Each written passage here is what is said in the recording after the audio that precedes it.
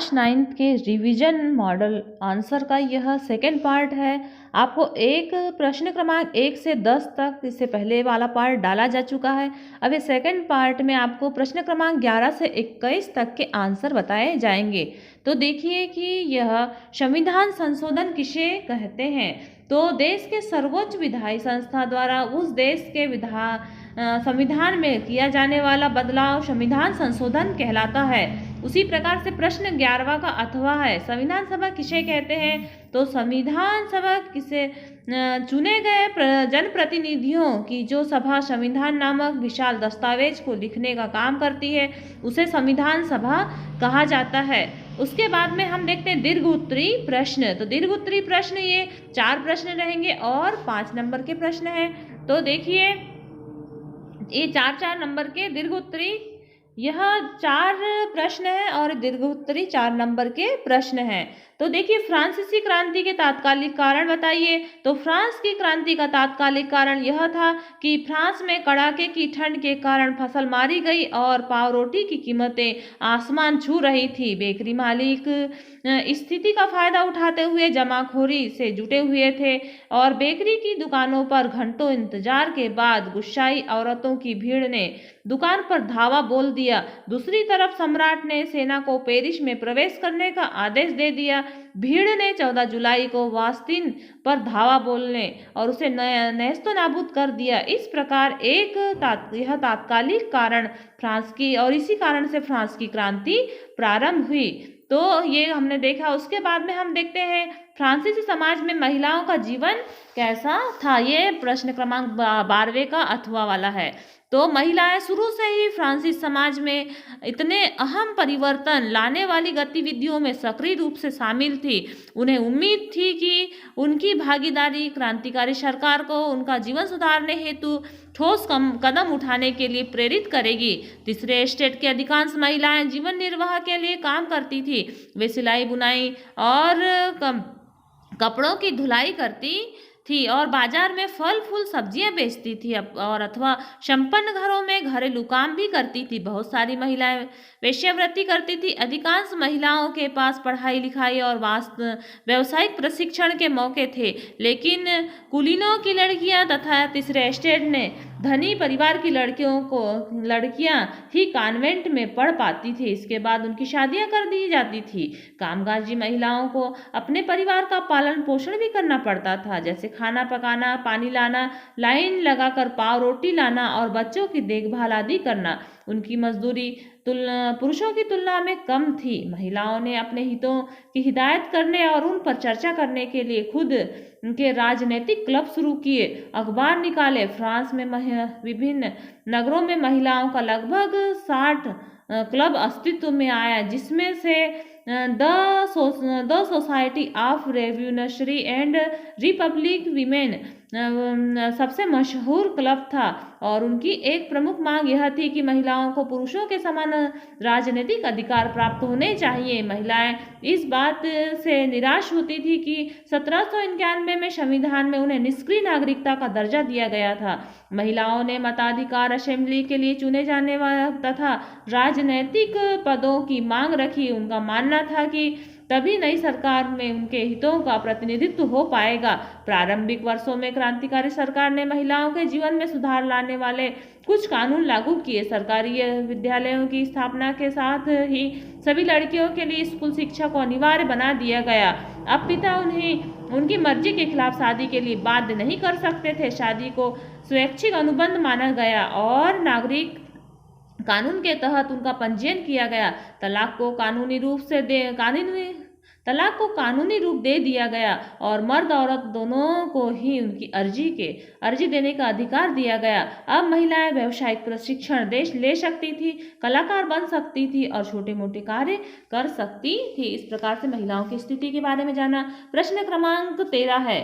तो प्रश्न क्रमांक 13 पूछता है कि बोल्शेविकों ने अक्टूबर क्रांति के फौरन बाद कौन कौन से परिवर्तन किए। तो किन्हीं 4 बिंदुओं को अपने को नोट करना है। तो बोल्शेविक की निजी संपत्ति की व्यवस्था को पूरी तरह वोल्वेस्की निजी संपत्ति की व्यवस्था के पूरी तरह खिलाफ थे। ज़्यादातर उद्योगों और बैंकों का नवंबर 1917 में ही राष्ट्रीयकरण किया जा चुका था। वोल्वेस्की ने जमीन को सामाजिक संपत्ति घोषित कर दी। किसानों को सामंतों की जमीन पर कब्जा करने की खुली छूट दे दी गई। शहरों में वोल्वेस्की ने मकान मालिकों के लिए पर्याप्त हिस्सा छोड़कर उनके बड़े मकानों के छोटे छोटे हिस्से कर दिए, ताकि बेघर या जरूरतमंद लोगों को भी रहने के लिए जगह मिल जाए। और उन्होंने अभिजात्य वर्ग द्वारा पुरानी पदवियों के उपयोग पर रोक लगा दी। इस प्रकार से हमको इसके 4 पॉइंट नोट करना है। उसके बाद में इसी का अथवा आता है ड्यूमा उदारवादी और स्टालिन का सामूहिकरण कार्यक्रम पर हमें टिप्पणी लिखना है। तो ड्यूमा पर टिप्पणी लिखना है और उदारवादी पर और स्टालिन के सामूहिकरण पर। तो देखिए ड्यूमा पर टिप्पणी। रूसी संसद का विधान मंडल ड्यूमा के नाम से जाना जाता है और 1905 की क्रांति के दौरान जार ने एक निर्वाचित परामर्शदाता संसद और ड्यूमा के गठन पर अपनी सहमति व्यक्त की। उसके बाद में हमें नोट करना है उदारवादी। उदारवादी समाज परिवर्तन के समर्थक में एक समूह उदारवादियों का था। उदारवादी ऐसे राष्ट्र चाहते थे जिनमें सभी धर्मों को समान सम्मान की जगह मिले। उदारवादी समूह वंश आधारित शासकों के अनियंत्रित सत्ता में भी विरोधी थे और वे सरकार के समक्ष व्यक्ति मात्र के अधिकारों की रक्षा के पक्षधर थे। उनका कहना था कि सरकार को किसी के अधिकार का हनन करने या उन्हें छीनने का अधिकार नहीं है और यह समूह प्रतिनिधित्व पर आधारित एक ऐसी निर्वाचित सरकार के पक्ष में था जो शासकों और अफसरों के प्रभाव से मुक्त और सुप्रशिक्षित न्यायपालिका द्वारा स्थापित किए गए कानूनों के अनुसार शासन कार्य चलाए। पर यह समूह लोकतंत्रवादी नहीं था। वे लोग सार्वभौमिक वयस्क मताधिकार यानी सभी नागरिकों को वोट का अधिकार देने के पक्ष में नहीं थे। उनका मानना था कि वोट का अधिकार केवल संपत्तिधारियों को ही होना चाहिए। फिर 3rd टिप्पणी आती है स्टालिन का सामूहिकरण कार्यक्रम।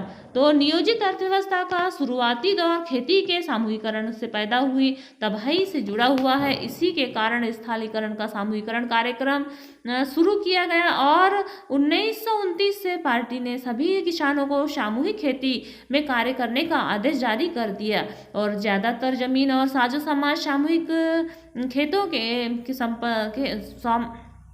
ज़्यादातर जमीन और साजो सामान सामूहिक खेतों के स्वामित्व में सौंप दी गई और सभी किसान सामूहिक खेतों पर कार्य करते थे और खोल और के मुनाफे को भी किसानों के बीच बांट दिया जाता था। सामूहिकरण का विरोध करने वालों को सख्त सजा दी जाती थी। इसके बाद में अगला क्वेश्चन प्रश्न क्रमांक 4 आता है भारत के उत्तरी मैदान पर एक संक्षिप्त टिप्पणी लिखिए। तो उत्तर मैदान पर संक्षिप्त टिप्पणी देखिए। निर्माण उत्तरी मैदान 3 प्रमुख नदी श्रेणी सिंधु गंगा ब्रह्मपुत्र और उनकी सहायक नदियों से बना हुआ है। यह मैदान जल और मृदा से बना है। लाखों वर्षों में हिमालय की गिरिपाद में स्थित बहुत बड़े बेसिन द्रोणी जलोढ़ और पर का निक्षेप हुआ है। इससे एक उपजाऊ मैदान का निर्माण होता है। और देखते हैं विस्तार। उत्तरी मैदान का विस्तार 7 लाख वर्ग किलोमीटर के क्षेत्र पर है।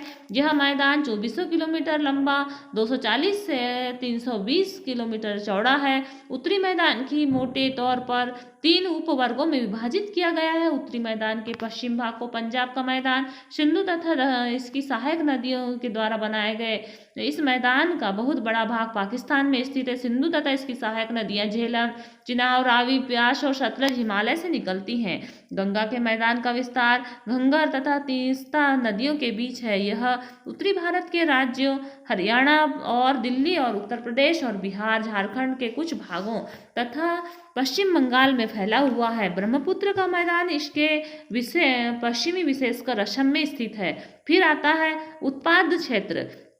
उत्पाद क्षेत्र यह सघन जनसंख्या वाले भौगोलिक क्षेत्र है। समृद्ध मृदा आवरण, पर्याप्त पानी की उपलब्धता और अनुकूल जलवायु के कारण कृषि की दृष्टि से भी अत्यधिक अच्छा क्षेत्र है। बाढ़ वाले मैदान में नए तथा युवा निक्षेप को खादर कहा जाता है और इसका लगभग प्रत्येक वर्ष पुनर्निर्माण होता है, इसलिए यह उपजाऊ भी है। फिर आता है आकृति विभिन्नता। इन विस्तृत मैदानों की भौगोलिक आकृति में भी विभिन्नता है और आकृति भिन्नता के आधार पर इस उत्तरी मैदान को 4 भागों में बांटा गया है। नदियों पर्वतों से नीचे उतरते समय शिवालिक की ढाल और 8 से 16 किलोमीटर की चौड़ी पट्टी में गुट्टिका का निक्षेप होता है, इसे भाबर कहा जाता है। इस प्रकार से हमने उत्तरी मैदान के बारे में अध्ययन किया। अब हम देखते हैं भारत, इसी का अथवा वाला प्रश्न है। भारत के प्रमुख भू आकृतियाँ कौन कौन सी हैं? तो और द्वीप समूह के नाम बताइए। तो भू आकृतियाँ हैं हिमालय पर्वत श्रृंखला, उत्तरी मैदान, प्रायद्वीपीय पठार और भारतीय मरुस्थल, तटीय मैदान और द्वीप समूह। द्वीप समूह कौन कौन से हैं? तो अंडमान निकोबार द्वीप, लक्षद्वीप और मालाबार द्वीप। इसके बाद में प्रश्न क्रमांक आता है 15। शिक्षित बेरोजगार किसे कहते हैं? आज की शिक्षा प्रणाली में शिक्षित बेरोजगारों की समस्या को दूर करने के लिए 3 सुझाव दीजिए। शिक्षित बेरोजगारी से ऐसी बेरोजगारी से है जो पढ़े लिखे तो है परंतु उनके पास रोजगार नहीं है, उसे शिक्षित बेरोजगारी कहा जाता है। इनकी समस्या को दूर करने के लिए देखिए तो व्यावसायिक शिक्षा प्रारंभ की जानी चाहिए। देश की शिक्षा पद्धति में समयानुसार परिवर्तन करना चाहिए और हमें शिक्षा को रोजगार उन्मुखी बनाना चाहिए। हाई स्कूल पास करने के बाद छात्रों को उनकी रुचि के अनुसार व्यावसायिक शिक्षा देनी चाहिए। फिर लघु और कुटीर उद्योगों का विकास करना चाहिए, इसका भी थोड़ा बहुत वर्णन लिखना है आपको, और तकनीकी ज्ञान का विकास करना। इसके बाद में प्रश्न क्रमांक आता है 16। तो प्रश्न क्रमांक 16 दिया है, मानव पूंजी निर्माण में स्वास्थ्य की क्या भूमिका है? तो मानव पूंजी निर्माण में स्वास्थ्य की भूमिका अत्यधिक मात्रा में है, निम्नानुसार है। स्वस्थ व्यक्ति में कार्य करने की अधिक ऊर्जा, सामर्थ्य और शक्ति होती है और स्वास्थ्य किसी व्यक्ति को रोगों से लड़ने की क्षमता प्रदान करता है और स्वास्थ्य मानव जीवन की समस्याओं से आसानी से लड़ सकता है और अच्छा स्वास्थ्य श्रमिकों को सीखने की योग्यता बढ़ाता है। स्वास्थ्य किसी व्यक्ति के कल्याण को मापने का परिहार्य आधार है। स्वास्थ्य और पोषण से मानव की शारीरिक क्षमताओं का विकास होता है और स्वस्थ व्यक्ति शारीरिक दृष्टि से पूर्णतः कार्य करने योग्य होता है। इसके बाद हम देखते हैं प्रश्न क्रमांक 15 का। प्रश्न क्रमांक 16 देखिए,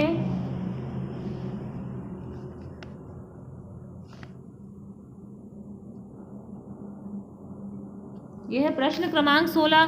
गांव में और अधिक गैर कृषि कार्य प्रारंभ करने के लिए क्या उपाय किए जा सकते हैं? तो भारत में ग्रामीण क्षेत्र में 100 कामगारों में से 24 ही गैर कृषि कार्य में लगे हैं। गैर कृषि कार्य में रोजगार के अवसर बढ़ाने चाहिए। भविष्य में गांव में गैर कृषि उत्पादन क्रियाओं में भी वृद्धि हो। खेती के विपरीत गैर कृषि कार्यों में कम भूमि की आवश्यकता होती है और लोग कम पूंजी से ही गैर कृषि कार्य प्रारंभ कर सकते हैं। इन पूंजी को कैसे प्राप्त किया जाता है? और इनकी अपनी ही बचत का प्रयोग किया जा सकता है, फिर कर्ज लिया जा सकता है। फिर गैर कृषि कार्यों के प्रयास के लिए यह भी आवश्यक है कि ऐसे बाजार हों जहां वस्तुएं और सेवाएं बेची जा सके। जैसे जैसे ज़्यादा गांव, कस्बों और शहरों से अच्छी सड़कें, परिवहन और टेलीफोन से भी जुड़ा जा सकते। इस प्रकार से गैर कृषि कार्य प्रारंभ किए जा सकते हैं। फिर इसी का प्रश्न क्रमांक 16 का अथवा है कि एक ही भूमि पर उत्पादन बढ़ाने के लिए अलग अलग कौन से तरीके अपनाए जा सकते हैं? कोई भी अथवा के एक प्रश्न, अथवा मतलब कि एक प्रश्न पर ही उत्तर हमें लिखना है और उसका नंबर मिलेगा। तो एक ही भूमि पर उत्पादन बढ़ाने के तरीके: एक वर्ष में किसी भूमि पर एक से ज़्यादा फसल पैदा कर उसे बहुविधि फसल प्रणाली कहा जाता है। यह भूमि के किसी एक टुकड़े में उपज बढ़ाने की सबसे सामान्य प्रणाली है। आधुनिक सिंचाई सुविधाओं का उपयोग करके एक ही भूमि पर उत्पादन बढ़ाया जा सकता है। HIV बीज का उपयोग करके भी उत्पादन को बढ़ाया जा सकता है। उर्वरकों का उपयोग करके, रासायनिक खाद और कीटनाशकों का प्रयोग करके भी बढ़ाया जा सकता है। आधुनिक मशीनरी जैसे ट्रैक्टर, थ्रेशर और ड्रिलिंग मशीन आदि का भी उपयोग करके उत्पादन को बढ़ाया जा सकता है। इसी प्रकार से प्रश्न क्रमांक 17 आता है कि फ्रांस में जून 1793 ईस्वी से जुलाई 1794 के मध्य के काल को आतंक का राज कहा जाता है, स्पष्ट कीजिए। तो सन 1793 से 1794 तक के काल को आतंक का युग कहा जाता है। रोबस्पियर ने नियंत्रण एवं दंड की सख्त नीति अपनाई। उनके अनुसार गणतंत्र के जो भी शत्रु हैं, कुलीन और पादरी, अन्य राजनीतिक के सदस्य और उनकी कार्यशैली में सहमति करने वाले पार्टी सदस्य, इन सभी को गिरफ्तार कर जेल में डाल दिया गया। क्रांतिकारी न्यायालय द्वारा उन पर मुकदमा चलाया गया। यदि न्यायालय उन्हें दोषी पाता तो गिलोटिन पर चढ़ा दिया जाता, उनका सिर कलम कर दिया जाता। गिलोटिन दो खंभों के बीच लटकने वाली एक मशीन थी जिस पर रखकर अपराधी का सिर धड़ से अलग कर दिया जाता था। उसी प्रक्रिया रोबस्पियर सरकार ने कानून बनाकर मजदूरी और कीमतों को अधिकतम सीमा तक कर दिया और गोश्त एवं पावरोटी की राशनिंग कर दी गई। किसानों को अपने उत्पादन और शहरों में ले जाकर सरकार द्वारा निर्धारित कीमत पर बेचने के लिए मजबूर किया गया। अपेक्षाकृत महंगे सफेद आटे के प्रयोग पर प्रतिबंध लगा दिया गया। सभी नागरिकों के लिए साबुत गेहूं से बनी और बराबरी की प्रतीक मानी जाने वाली समता रोटी खाना आवश्यक हो गया। बोलचाल और संबोधन में भी बराबरी का आचार व्यवहार लागू करने की कोशिश की गई। चर्चों को बंद कर दिया गया और उनके भवनों को बैरक और दफ्तर बना दिए गए। इस प्रकार से यह जो समय है इसको आतंक का पर्याय कहा गया। अब हम प्रश्न क्रमांक 18वां बोल रहा है कि मंझूले और बड़े किसान। तो ये हम प्रश्न क्रमांक 18 जो पाठ्यपुस्तक जो प्रश्न पत्र में आया है उसका आंसर बता रहे हैं। मंझूले और बड़े किसान अपनी खुद की बचत से या बैंकों से कृषि के लिए पूंजी प्राप्त करते हैं और वे 1 या 2 वर्ष प्रति वर्ष की बचत को जोड़ करके अपनी स्थिर पूंजी को भी बढ़ावा देते हैं। दूसरी ओर छोटे किसान को कृषि के लिए पूंजी हेतु बड़े किसान और गांव के साहूकार और व्यापारियों से उधार लेना पड़ता है। इस प्रकार से यह प्रश्न हुआ। अब हम देखते हैं टिप्पणियाँ, मतलब ये टिप्पणियों में अथवा वाला प्रश्न है। तो अथवा में टिप्पणी है बहुविध फसल प्रणाली पर टिप्पणी लिखी है, हरित क्रांति पर टिप्पणी लिखी है और कोई 2 पर टिप्पणी लिखना है, कार्यशील पूंजी पर टिप्पणी और स्थायी पूंजी पर टिप्पणी। तो देखिए बहुविध फसल प्रणाली, एक वर्ष में किसी भूमि पर एक से ज़्यादा फसल पैदा करने को बहुविध फसल प्रणाली कहा जाता है। यह भूमि के लिए एक टुकड़े में उत्पादन बढ़ाने की सबसे सामान्य प्रणाली है। पालमपुर गांव में सभी किसान कम से कम 2 मुख्य फसल पैदा करते हैं। कई किसान पिछले 15 से 20 वर्षों में तीसरी फसल के रूप में आलू भी पैदा करते हैं। इस प्रकार से यह बहुविध फसल प्रणाली है। उसी प्रकार से पूछा जाता है कि स्थायी पूंजी, तो स्थायी पूंजी पर भी हमको टिप्पणी लिखना है। तो स्थायी पूंजी औजार, मशीन और भवन स्थायी पूंजी के अंतर्गत आते हैं और औजारों तथा मशीनों के अंतर्गत साधारण औजार जैसे किसान का हल लेकर परिष्कृत मशीनें और जनरेटर, टरबाइन, कंप्यूटर आदि आते हैं। औजारों, भवनों और मशीनों पर उत्पादन में कई वर्षों तक प्रयोग होता है, उन्हें स्थायी पूंजी कहा जाता है। फिर आता है कार्यशील पूंजी, कच्चा माल तथा नगद पैसे को कार्यशील पूंजी कहा जाता है। उदाहरण के लिए उत्पादन में कई प्रकार के कच्चे माल की आवश्यकता होती है, जैसे बुनकर द्वारा प्रयोग किए जाने वाले सूत और कुम्हारों द्वारा प्रयोग किए जाने वाली मिट्टी। उत्पादन के दौरान भुगतान करने तथा जरूरी माल खरीदने के लिए कुछ धनराशि की आवश्यकता होती है। उसी प्रकार से हम देखते हैं हरित क्रांति के ऊपर भी हमें टिप्पणी लिखना है। तो हरित क्रांति पर टिप्पणी देखिए, भारत में कृषि कार्य आरंभ आधुनिक नवीन वैज्ञानिक तकनीकी के उपयोग द्वारा कृषि उत्पादन में अभूतपूर्व वृद्धि हुई है, जिसे हरित क्रांति कहा जाता है। 1960 के दशक के अंत में भारतीय कृषि के इतिहास में सबसे महत्वपूर्ण उठाया गया। इसके परिणाम स्वरूप हरित क्रांति फसलों के उत्पादन में वृद्धि हुई। इसकी विशेषता देखो, रासायनिक खादों और उर्वरकों का प्रयोग, अधिक कृषि उपज देने वाली फसलों का प्रयोग होता है और पौधे तथा भू संरक्षण के लिए कीटनाशक दवाओं का प्रयोग और कृषि संबंधी अनुसंधान और शिक्षा का प्रयोग होता है। इस प्रकार से हरित क्रांति पर टिप्पणी लिखे। अब आता है प्रश्न क्रमांक 19। तो प्रश्न क्रमांक 19 बोलता है भारत के संविधान की उद्देशिका में वर्णित 5 मूल्यों का उल्लेख कर अर्थ स्पष्ट कीजिए। तो भारतीय संविधान की उद्देशिका है, तो उद्देशिका में देखिए पंथ निरपेक्ष है, लोकतांत्रिक गणराज्य है और संपूर्ण प्रभुत्व संपन्न गणराज्य। तो तो ये उद्देशिका है, इसमें से हमको 5 का वर्णन करना है और अपने जो उत्तर पुस्तिका उसमें नोट करना है। एक प्रश्न आता है, प्रश्न 19 का ना अथवा वाला प्रश्न है 19 का, भारतीय संविधान की प्रस्तावना को संविधान का दर्शन कहा जाता है या पूंजी भी कहा जाता है। तो भारतीय संविधान को संविधान का दर्शन कहा जाता है क्योंकि यह हम भारत के लोग भारत की संपूर्ण प्रभुत्व संपन्न गणराज्य और पंथ निरपेक्ष लोकतंत्रात्मक गणराज्य बनाने के लिए तथा उसके समस्त नागरिकों को सामाजिक, आर्थिक और राजनीतिक न्याय, विचार अभिव्यक्ति, विश्वास और धर्म की उपासना की स्वतंत्रता, प्रतिष्ठा और अवसर की क्षमता प्राप्त करने के लिए तथा उन सब में व्यक्ति की गरिमा और राष्ट्र की एकता और अखंडता सुनिश्चित करने वाली बंधुता बढ़ाने के लिए दृढ़ संकल्प होकर अपनी संविधान सभा में आज तारीख 26 नवंबर 1949 इति मार्गशीर्ष शुक्ला सप्तमी और संवत 2006 विक्रमी को एतद इस संविधान को अंगीकृत करते हैं। यह संविधान का दर्शन है। प्रश्न क्रमांक 19 आता है, लोकतंत्र एक बेहतर शासन प्रणाली है। अपने उत्तर के पक्ष में कोई 5 तर्क दीजिए। तो लोकतंत्र शासन का एक ऐसा रूप है जिसमें शासकों का चुनाव लोग करते हैं, तो लोकतंत्र एक बेहतर प्रणाली है। इसके पक्ष में देखिए तो लोकतांत्रिक शासन पद्धति दूसरों से बेहतर है क्योंकि यह शासन को अधिक जवाबदेही तथा का स्वरूप है। लोकतंत्र बेहतर निर्णय लेने की संभावना को बढ़ाता है। लोकतंत्र नागरिकों की क्षमता को बढ़ाता है। लोकतंत्र में कोई भी स्थायी विजेता नहीं होता। लोकतंत्र में मतभेदों और टकरावों को संभालने का भी तरीका उपलब्ध है। इस प्रकार से हमने इसका भी अध्ययन किया। अब हम देखते हैं प्रश्न क्रमांक 20 का अथवा वाला है ये। तो लोकतंत्र की कोई 5 विशेषता, ये 5 नंबर के प्रश्न हैं। तो 5 विशेषता में स्वतंत्र और निष्पक्ष चुनावी मुकाबला, आपको इसका वर्णन करना है। एक व्यक्ति, एक वोट, एक मोर, अंतिम निर्णय लेने की शक्ति लोगों के द्वारा चुने हुए प्रतिनिधि के पास होती है।